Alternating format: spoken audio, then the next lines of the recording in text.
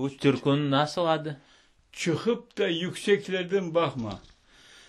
Çıkıp da yükseklerden de bakma. Beni de ateşlere de yakma.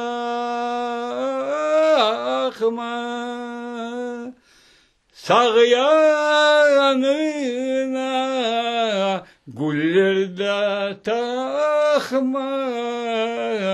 Halk içinde nam olmaz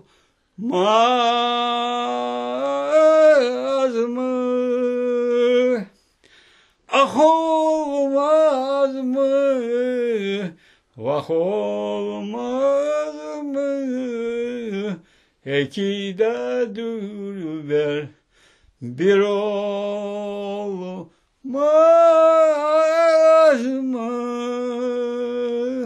Artımdan soy legenda puşlar yüzümü görse utanmaz mı? Odan çoktur bu. Kızdan ha çarşında ben deyen olsam da ayrılmam da senden.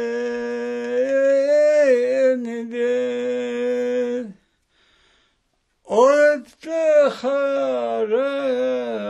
yere de girsem o vakit ayrılırım senden. Он спокойно надо успокоиться, а потом петь надо, да?